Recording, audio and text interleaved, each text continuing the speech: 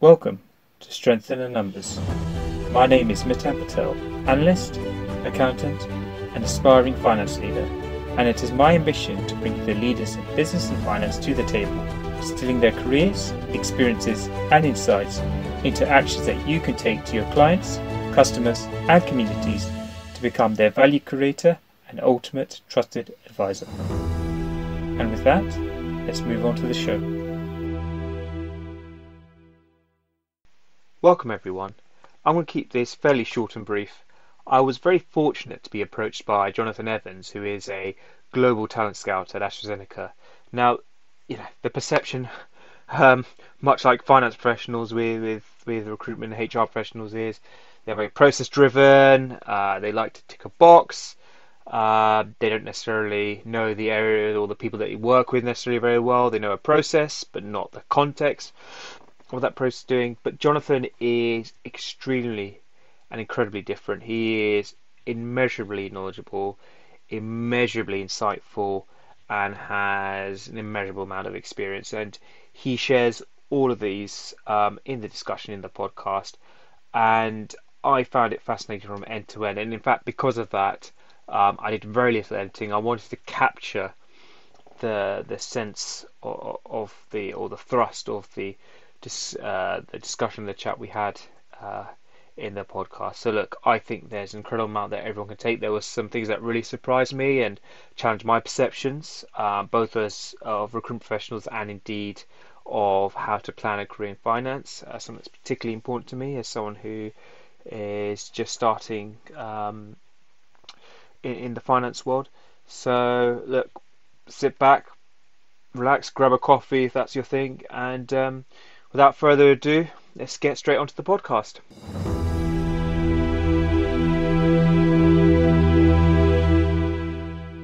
John, welcome to the Strength in Numbers show. Thanks, Miss Anne. Pleasure to be here. Look, John, I'm really excited to have you on, and I think for audience it'd be great to just start off with giving a bit about yourself, your background, and what you do. Brilliant. Oh, well, thank you for having me on, first of all. Briefly, I suppose about me and what I do. I'm currently a global talent scout at AstraZeneca. So I look after our senior and executive recruitments across finance and across our global business services. And we are very much a large international company. So that means recruiting not just in the UK, but across Europe, North America, Asia Pacific, and Latin America as well. So I've been at AstraZeneca for just coming up to a year in a couple of weeks' time.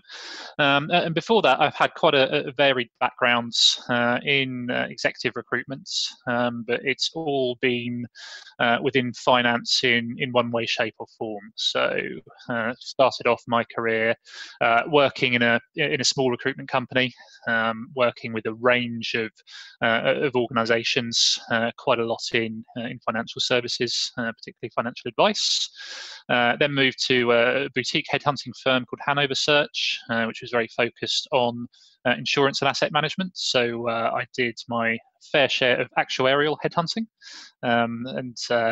As accountants know, actuaries are an even more extreme version of that accountant style. So that was a training grounds, and everything is slightly less extreme after that.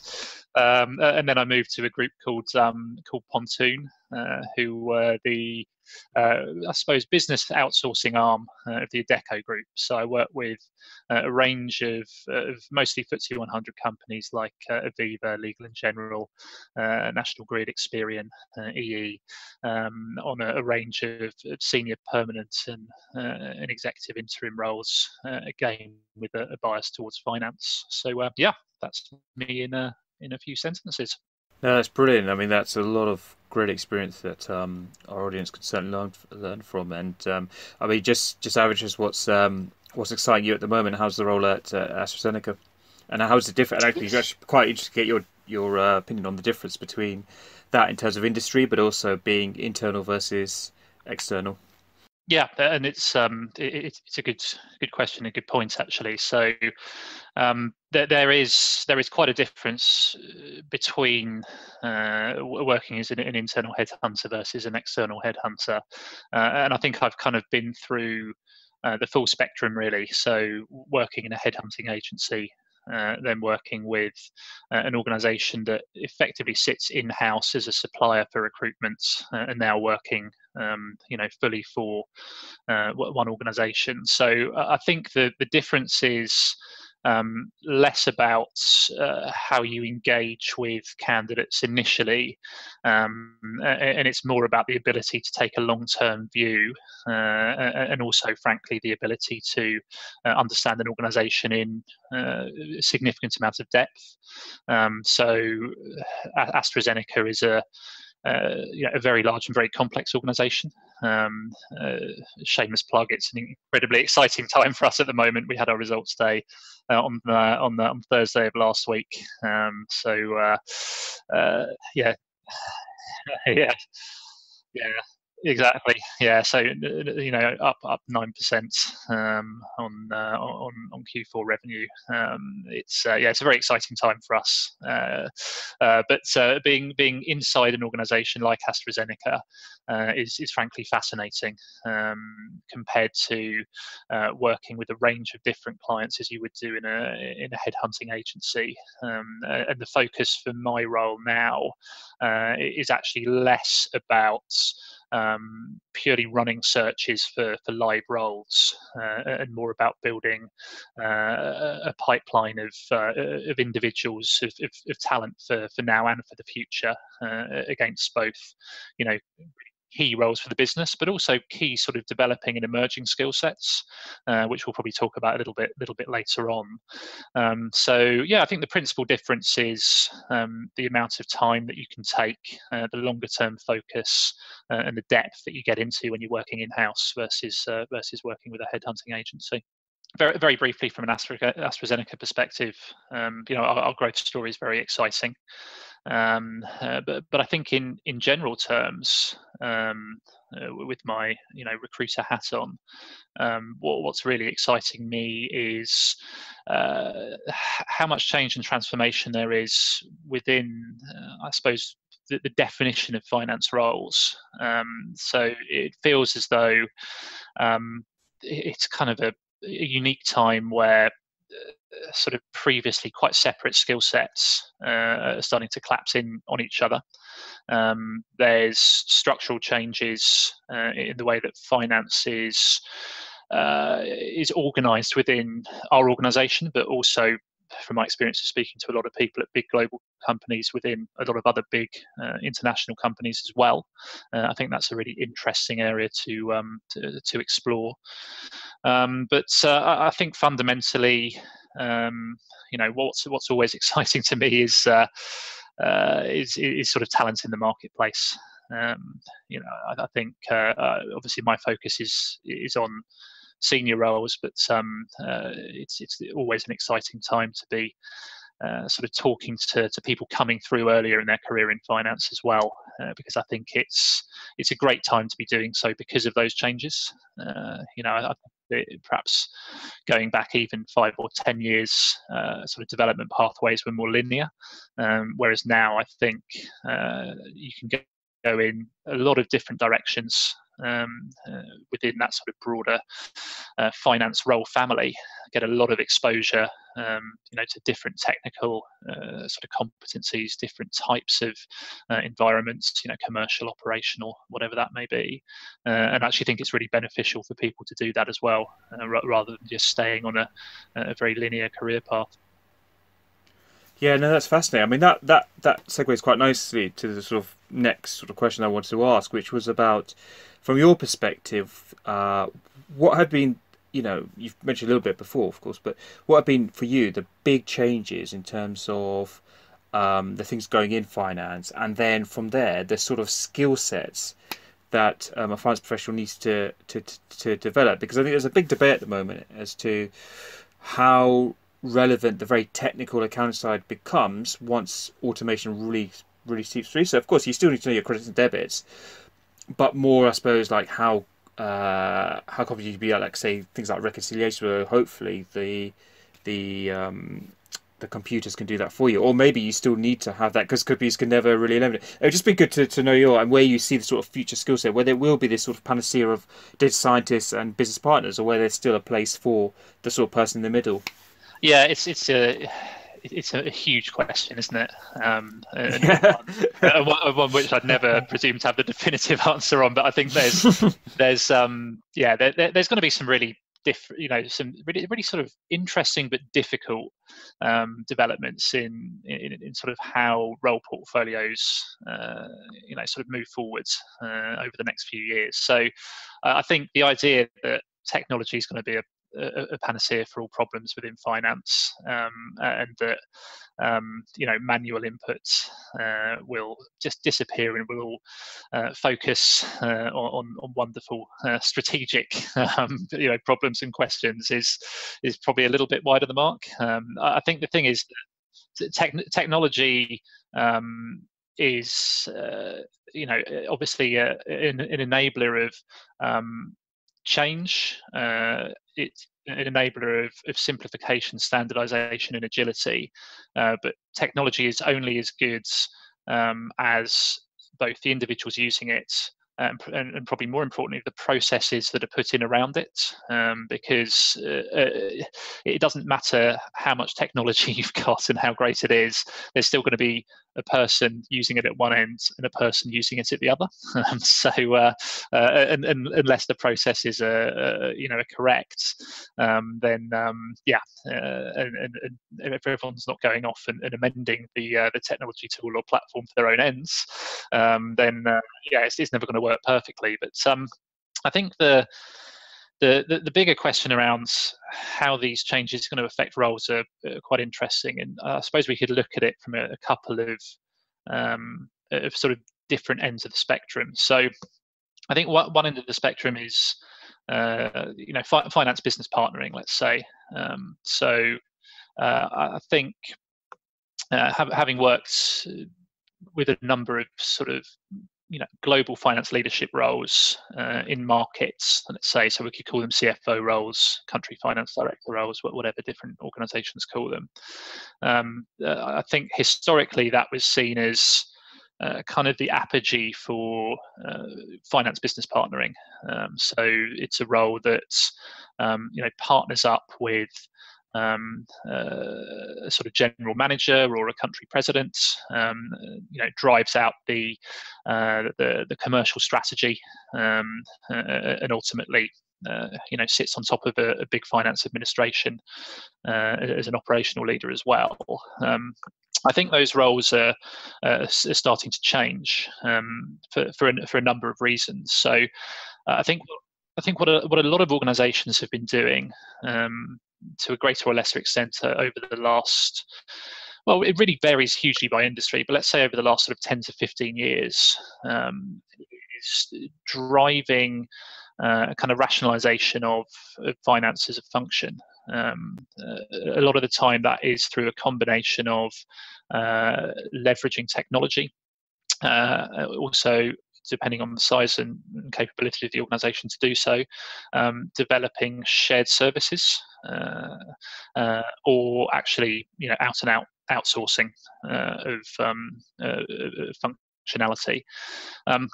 So I think as that continues to be the strategy, and I think it will, although there's variance on that kind of strategy. Some organisations have committed to building, large shared services centres, what you call captive shared services centres, that they, I suppose, own and are part of the organisation. Others have outsourced the majority of that kind of activity to, I suppose, a technology consulting or an outsource or a BPO provider. And I think the impact of that is initially a lot of activity that would go into that kind of model is more back office finance. So payables, receivables, order to cash, procure to pay, that sort of activity. But I think increasingly companies are looking to drive up the value chain and move more financial planning, analysis activity, even accounting and control responsibility into that kind of model.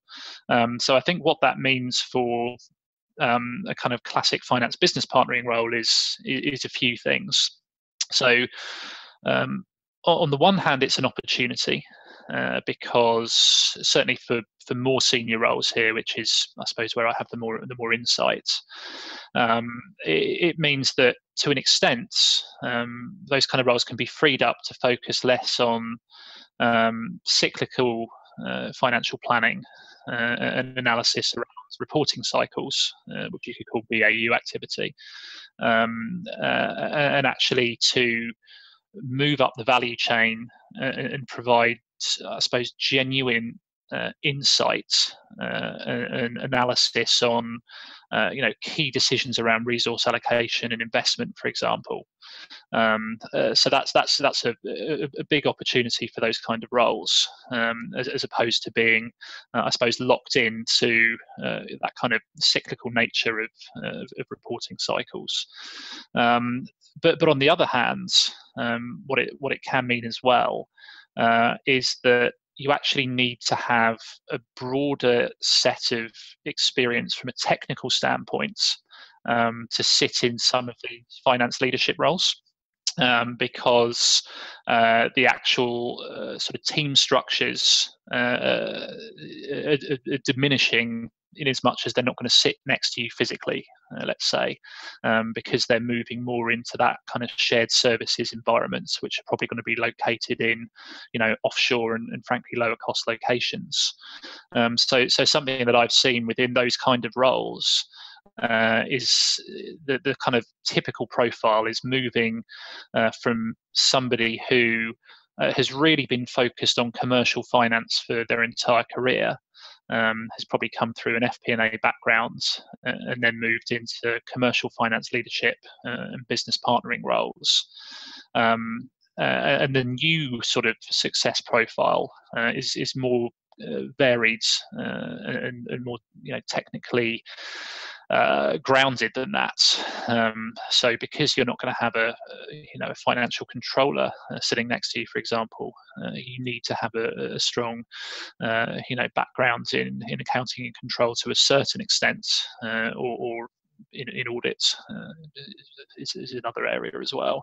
But it also means that for complex entities where there could be, for example, in my company, manufacturing activity or research and development activity, that having had exposure to, I suppose, some of the more technical elements of finance in those areas is of equal importance as it is to having that really strong credential in commercial finance business partnering. So I think that's kind of one side of the story, and then I suppose the other side is how finance and technology are, I suppose, sort of collapsing into each other. Yeah, no, that's great. That was actually going to be the sort of next sort of phase of the question. So you've foreseen it quickly. You're the soothsayer, John.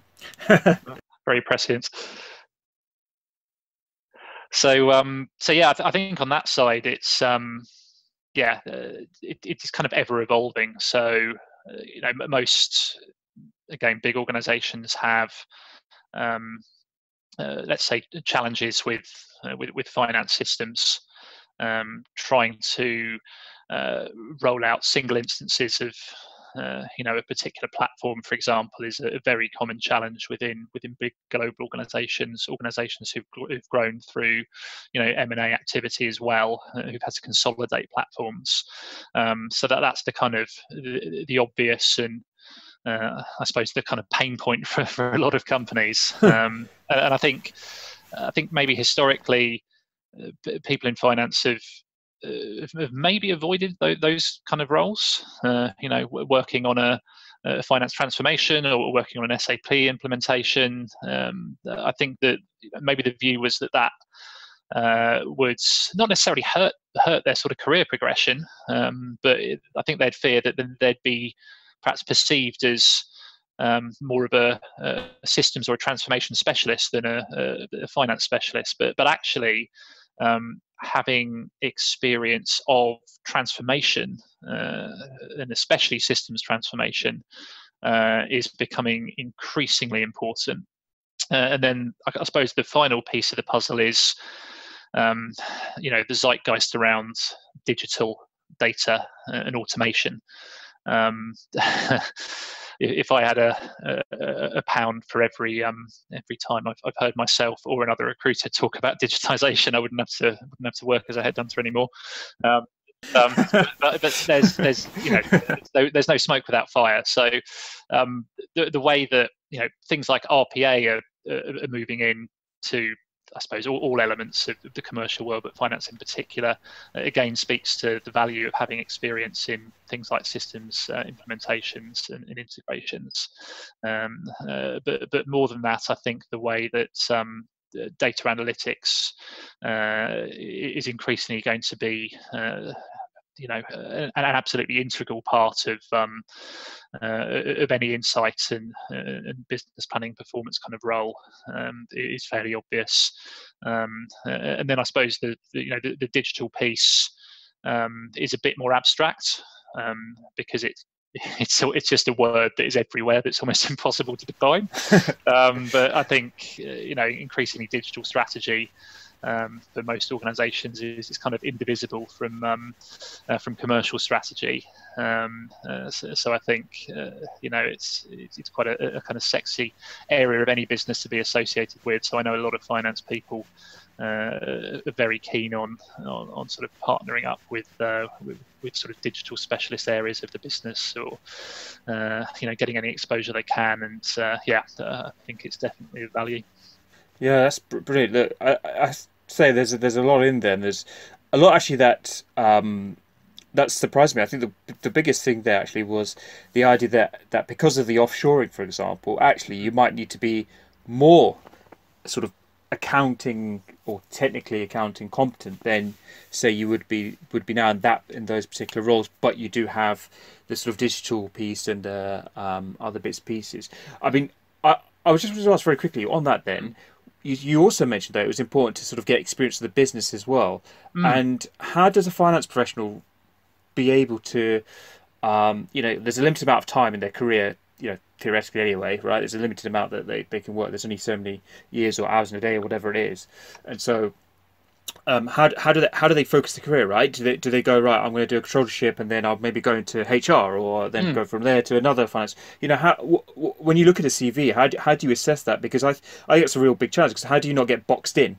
Yeah, it's a great question, and it's quite difficult because you have to do two things that again seem quite counterintuitive. It's because you have to both be mindful and kind of plot your career to a certain extent, but it's equally important to be opportunistic.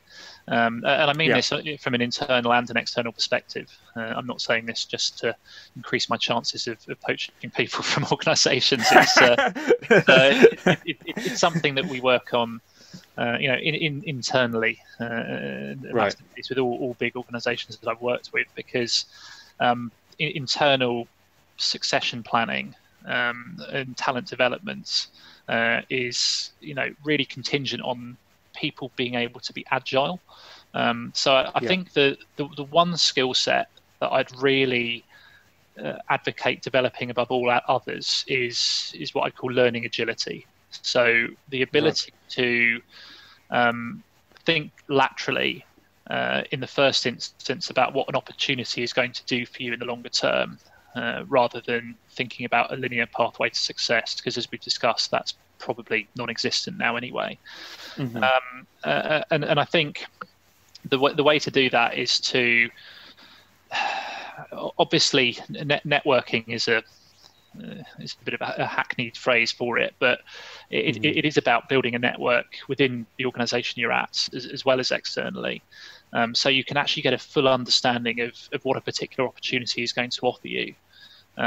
So I think it's really important to take as broad a view across both the organisation and the market as you can, then think about what you're going to enjoy doing, but do so in I suppose an open-minded sense. Don't think of as a role as a series of boxes to be ticked on a job profile. Think about how a role is going to suit you in terms of your capability and how you want to develop that capability. So it's less, I think, when I was talking earlier about that increasing need for technical breadth, even in commercial leadership roles, that's true. But what's of equal importance is to build a kind of capability profile for yourself. That means you're regarded as somebody who can, I suppose, take on a number of different challenges. Right. So it's about the ability to operate strategically as well as operationally. It's about the ability to, I suppose, conceptualize very, very difficult and complex things and then translate them to other stakeholders, both above and below you, in a way that allows everybody to understand what the principal objective underneath all of that complexity is. And this isn't just for commercial leadership roles. This is for leadership roles in general. Even if it's the sort of, let's say, a group financial controller position that you aspire to, it's of equal importance to develop that capability. So that's very cliched words. Taking a holistic view of things is quite appropriate here. So when you're thinking about your career, do, in a sense, plot the kind of roles that are going to allow you to build that capability as well as that technical expertise and overall experience, but also remain open-minded and opportunistic to what a role can offer you, because roles are very different depending on the type of organization you're in and also where that organization is on its own development sort of cycle. I think be both forward-thinking but opportunistic as well. That's fascinating. And one thing that really strikes me actually is that word opportunity, because it can seem quite negative, but it is more about actually ensuring that that you develop your career in the way it needs to, because if you don't, then you might find yourself on the wrong end of transformation or change. And I wondered on that actually. I had a very interesting conversation with a previous person I podcasted with, Ben Wan, and we discussed a little bit about job hopping, because he's job hopped a lot, and my CV looks pretty job hoppy as well, if I'm being really honest.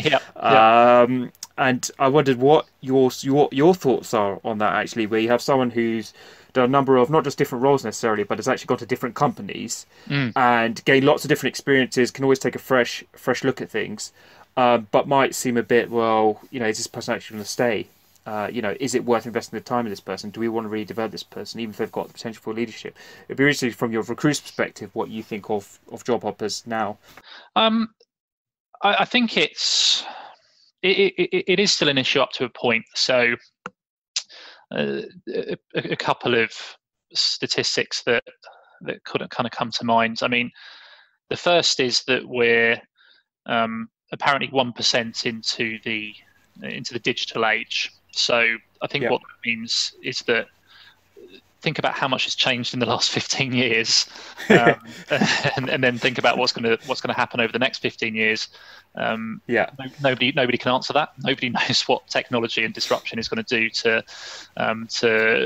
what the kind of role looks like, let's say in 2 or 3 years, even let alone 4 or 5 years.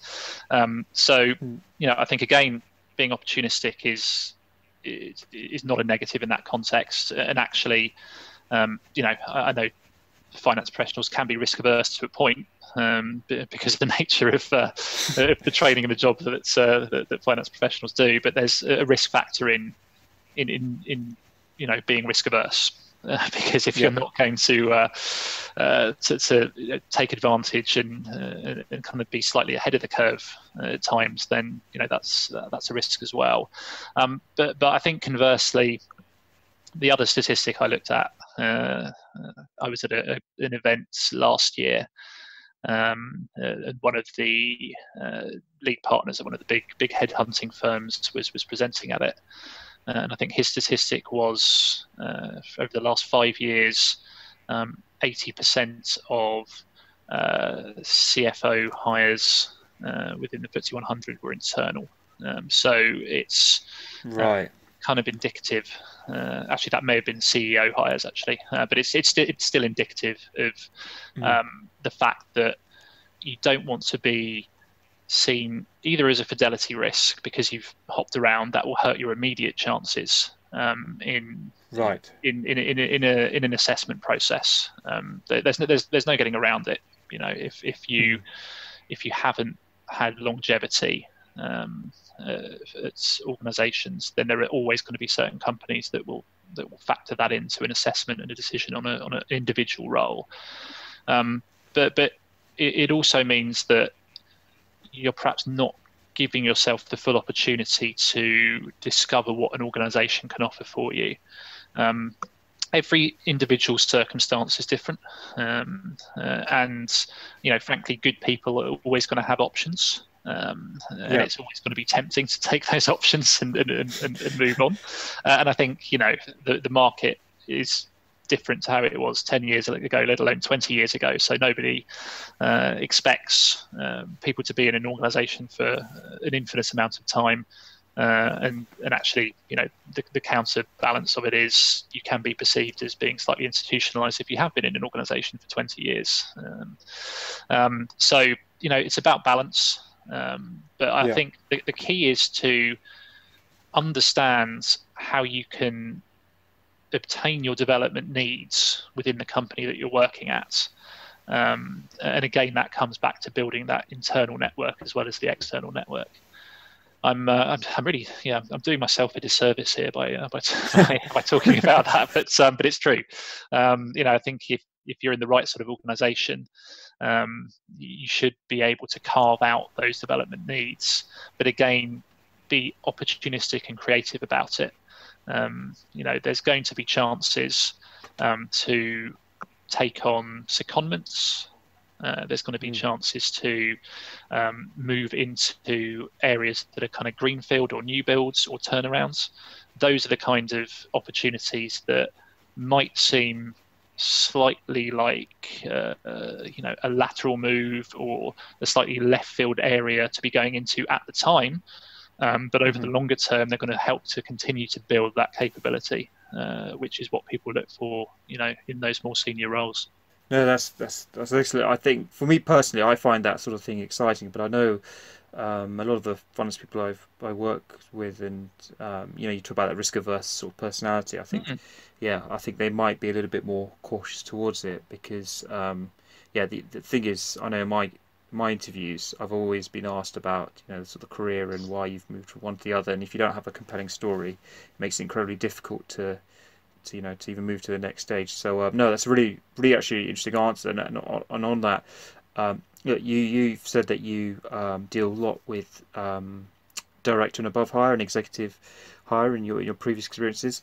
I mean, for a budding, someone who's say at senior finance manager level or head of finance and is looking to move up or even beyond, say, director, etc., what sort of skill profile what I suppose what's the top, if I say, what's the top 3 skills do you think they need to develop? And when you've interviewed or when you've been involved in the recruitment process, what are the skills that are fundamentally lacking, particularly in a digital age? What do you see as the big? I've sort of asked a very long question there, but I suppose what it comes down to is, I suppose, what are the key skills at that particular level, and also from your experience, what skills have been lacking, and they may be the same key skills. Yeah, I think it's difficult again because I think there's technical assessment. So you can talk about is it advantageous to have a period of time doing something highly technical, like is it worth trying to pivot into tax and treasury. I mean, that's quite a difficult one to do in particular, let's say. But is it worth taking on, let's say, a sort of process area like record to report or order to cash or something like that will not feel like it's a particularly sort of sexy part of the business to be involved in, versus staying on the sort of commercial front line in a partnering role. I think that's more difficult to answer in terms of let's build a sort of top 3 in demand technical skill sets, and I think it's a bit of a red herring to focus on that to a certain extent. Okay. Again, I think it's more important to think kind of with the end in mind. So if you're talking about these more senior finance leadership roles, yes, increasingly I think breadth of technical exposure and experience is relevant. But the reason it's relevant is because you need to have several strings to your bow when you're in those more senior leadership positions. So you need to be able to combine strategic thinking with operational leadership. And those things require kind of different boxes of experience to actually really develop those up to the level that you need to lead within large complex organizations. If you're running a market as a CFO or a finance director, then it's like running a mini company. So you need to be able to understand M&A. You might be able to, might need to be able to understand, cost accounting and product costing, because there's manufacturing capability within your remit. But you don't have to understand that at a base technical level. But what you have to be able to do is be agile enough in your thinking, and able enough to, digest complexity, and then actually get to the nub of what the blocker may be, or the issue may be to drive greater performance. So, I think the key things to build as you go through your career, yes, the technical experience, but always with a mind to, how is this going to develop my overall sort of leadership capability, my ability to, own and deliver a business strategy, my ability to lead an operational function, and ultimately my ability to, create and deliver value. That really is the zero-sum game.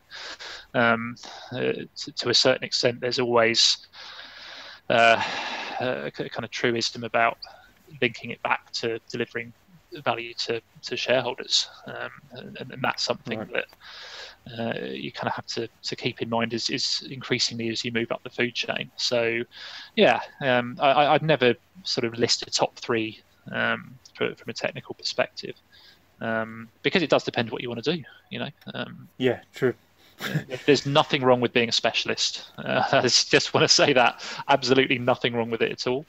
And frankly, as a recruiter, specialists are an increasingly rare breed and in increasing demand. So that's always a sort of important thing to bear in mind as well. But even if you're leading a particularly technical stream or a technical team, you still are going to need to have those sort of capabilities built out as you move up the food chain. Okay, fantastic.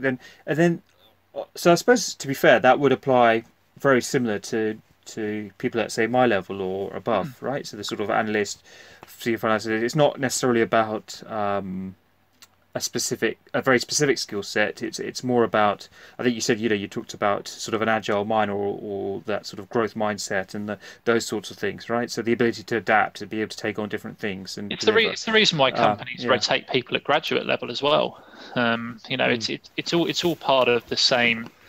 The same sort of rationale, and ultimately it should be part of the thought process from kind of day one within the career.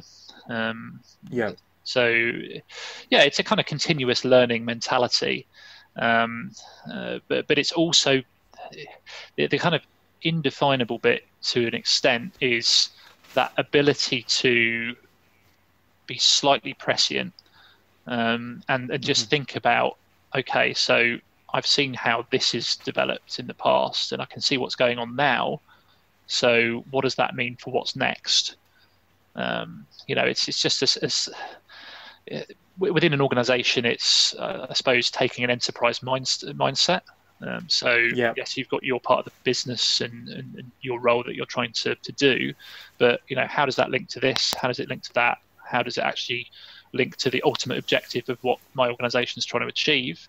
And then within, I suppose, the wider context of the market, it's thinking, okay, so this has happened to disrupt this industry. What's going to happen next, and how can I potentially align myself to that? How does my skill set sort of scan against future developments, whether they're driven by sort of technology, whether they're driven by consumer behavior, whether they're driven by regulation. How does my experience potentially set me up for that next development in the market, and how could I potentially position myself for that? I think I think that speaks a lot. I think to the mind shift and the change in what companies are looking for. Because even a couple of years ago, when I was looking at grad schemes, there was a bit on the sort of emotional intelligence and the attitude, but a lot of it was also the what and your experience, and tell me about this, and competencies and those sorts of things. So it's really interesting to see that sort of shift. I wanted to know that as well. This might be a silly question given my question about the sort of top 3 skills. But a CV will show you lots of different stuff, and assuming that CV is true, it's great to have something on a CV on paper, but actually when that person actually goes in the job, it might be completely different to what you perceive. Are there any common themes in terms of, from your perspective, both internally and externally, where you've seen things on a CV, common things on a CV, where that person has then gone on to do great things, or they've done good stuff? So, for example, maybe they've had, I don't know, broad range experiences, or they might have all done, like, say, a post-qualification course or something. I know in accounts it's a bit different because we have the chartered accountancy, but it'd be just interesting to get that sort of process of common themes in a CV where then that person has gone on to do an exceptional job. Yeah, I think comments on CV would be, number one, keep it short and keep it impactful. Two pages, pull out what is the really relevant information to the roles that you've been doing, but also paint a bit of a picture as to how you kind of developed through. I think at the more senior end, it's a little bit different because, yes, I mean, CVs are always important, but it is more about the narrative and the kind of career that somebody's built, kind of going back to what we discussed. I think what you see in the best CVs are people who really have been able to take advantage of, I suppose, a number of things. So, they've been able to take advantage by using their technical ability, their network, and I suppose their innate commerciality, entrepreneurialism, what you'd call it, to drive themselves into roles where they've been given a lot of responsibility and autonomy, or they've been put into positions where it's either a kind of new build, or they've been parachuted in to kind of save something and turn something around. So I think those, generally speaking, are the kind of things that get me excited when I'm looking at a CV. If it's BAU all the way through, there's nothing wrong with it, but it's always a bit more exciting when somebody's had, when somebody's been able to get that role where it's a something that's been crucial to turning a business around. It's been crucial to turning a department around. It's been launching, a subsidiary, or it's been, or just that kind of diversity and experience. People who have been able to take a kind of step out of corporate life for a period of time and have gone to a startup for a few years. It's just that kind of point of difference that I like. Now, not all companies and not all headhunters are going to feel the same way. It's my personal preference, and I think my organisation is a big global organisation, but we are fast-paced. We are entrepreneurial. There's no doubt about that. So I think that may be kind of specific to me, but I think that's the kind of mix that I like to see personally. Yeah, no, that's interesting, and that's a great way to start to wad up the show, because ultimately you could there's no such thing as a perfect CV per se, because every recruiter will interpret differently. There'll obviously be some that'll always be bad, and there'll be some that have a very high chance of getting through. But ultimately, it depends on what the recruiter's looking for and what the company is looking for. And some companies might hate that sort of entrepreneurial mindset. They just want someone who grinds it and does it well. Whereas someone else might be willing to take that risk on someone who is more entrepreneurial. Maybe my advice would be cultivate relationships with a select number of recruiters as you go through your career. So general advice would be have a couple of headhunters and a couple of I suppose more bigger organization recruiters who are highly sort of competent and really strong individuals. So I used to work for, I suppose, a relatively niche headhunting organization in insurance and asset management.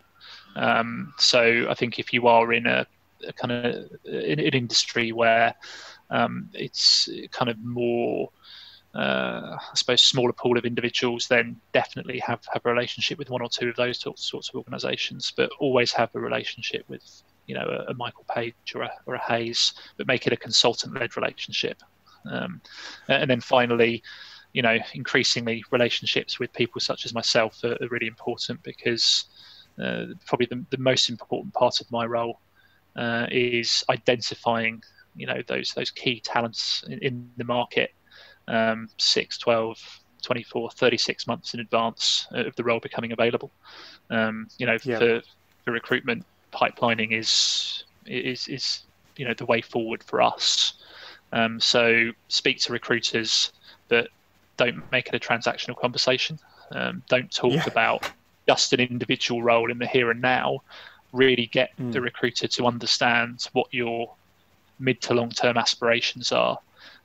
Because frankly, the company that cares about that is probably a company that you're going to want to get into, because it's going to do the most for you. No, that's brilliant. And I think that leads on to also my sort of last sort of formal question on this, John, is how do you cultivate those relationships? So I was very fortunate. You approached me because I was on the Anders Finance Future Leaders Finance Leaders list, Indeed. which I'm still very grateful for. But that was my sort of opportunity where you got to you approached me and said, look, I'd really love to do this podcast, share my experiences, which has been, and it's been really wonderful. I think Owen is going to learn a lot from that. But how do you if I'm doing it from my end, let's say, how do I do it without seeming so transactional? Literally just going to LinkedIn, going, hey, I know you work for a great company, I'd love to learn more, or this is my career path. Do you have anything? I mean, what would you see as the approach that you should take to try and get those relationships going? Yeah, I think. I think, Mitan, you're somebody who's very good at building that network. I think it comes quite naturally to you. So I think that's always a positive thing to do, because I suppose there's a bit of a difference between headhunting and sort of recruitment to an extent. So for me, I'm very focused on I suppose a set number of key positions where I want to engage talent for now, for the next few years, and for a longer term horizon. So I'm always keen to talk to people at all stages of their career, if I'm honest. And I think reaching out to individuals such as myself in itself is a kind of a bit of a pre-qualifier, because it shows that it shows that you're proactive, and it shows that you're thinking about where your long-term future might be. So yeah, I think build relationships with a select number of individuals is key, and if they should be fairly self-identifying. I think if you look on LinkedIn, the recruiter's profile, you get a pretty good idea of what they're all about. It's pretty quickly, and if some of them are a bit more transactional, then that'll come across pretty quickly. Again, nothing wrong with that. It's just different parts of the market that's serviced by different approaches. So yeah, I think do build that, but by the same token, be selective. Don't be out there. If you're a good individual, you'll probably get sought out for the right sort of opportunities.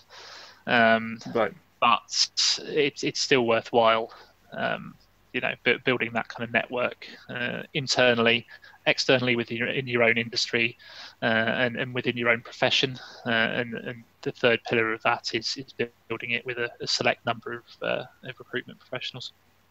Yeah, so firstly, well, look, John, it's been a real pleasure. Learnt a lot, and I know our audience would definitely, and our listeners would definitely have picked a lot of key things.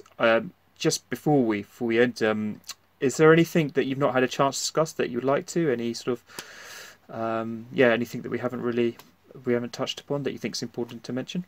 No, I think it was a really good, wide-ranging discussion. The disclaimer is that it's one man's view of the market more than anything else. So not gonna claim I'm the oracle, as it were. But no, I think it was a really good discussion, and it's just a really exciting time for the profession, really. I'd say it's a great time to be in finance, and all of your listeners are in a great position. That's pretty well. Look, John, how do our listeners get in touch with you? I think the easiest way is to find me on LinkedIn. Just look for Jonathan Evans at AstraZeneca. Definitely put in AstraZeneca because Jonathan Evans is a bit of a common name. So just have a look for me on LinkedIn. Lots of information about me and about AZ there as well. Brilliant, and typically being me, I've asked the questions in the wrong order, but the very sort of last one is: do you have any recommended resources or learnings or readings or anything that you think people, finance or otherwise, even that should definitely have a read about or look into? I mean, I use, I suppose, a range of sort of tools for kind of both my activity to find individuals, but also to sort of be across the market. So a lot of the publications I look at are sort of industry specific, but I keep across a range of different feeds through LinkedIn. Some of the sort of more macro, publications like Financial Times and Bloomberg, and then some of the more, I suppose, networking events type of publications like Future of Finance Summit and things like that. So, yeah, I suppose I'm less focused on finance journals and technically specific literature. But I think those sources are always interesting to keep an eye on anyway, because again, it's about making sure you identify what those future trends look like. They come from, I suppose, the wider world as well as just finance itself. Brilliant. Well, look, John, it's been an absolute pleasure. Thanks for firstly reaching out, and then secondly agreeing to come on the podcast. We're recording at the weekend, so you're taking time out of not just the not just any day, but your sort of free time. So, and I think there's huge amounts. Certainly, I've learnt, and again, I reiterate, I think our audience and listeners will learn a huge amount, and it's very different to some of the sort of shows we've done. Having a recruiter on who's had a variety of experiences and is willing to share it, and being very open and honest about things as well. It's been great. So, an absolute genuine pleasure, John, and thank you for coming on the show. No, thanks, Mitt. An absolute pleasure, and really enjoyed it. Well, there you have it. I hope you enjoyed the show. If you would like to find out more about our guest, their bio, or any of the follow-up resources they suggested, for links and much, much more, go on the SITN Show's website, which is sitnshow.com, where you can not only get access to these resources, but also access to previous shows, articles, and a whole host of other things. We also really appreciate your feedback, so whether there are things that you think could be improved, whether you think there's any opportunities, or indeed whether you have any suggestions for guest speakers, please get in contact with us either through the website or connect with us through LinkedIn. Drop us a message and we can take it from there. And look, Andrew has a philosophy that a rising tide lifts all boats, and that is something that I also subscribe to, and I believe that this show is a real demonstration of this. Let's keep engaging each other, let's keep driving each other on, and together we can keep building our strength in numbers. So take care, have a good rest of the week, and together let's keep building our strength in the numbers.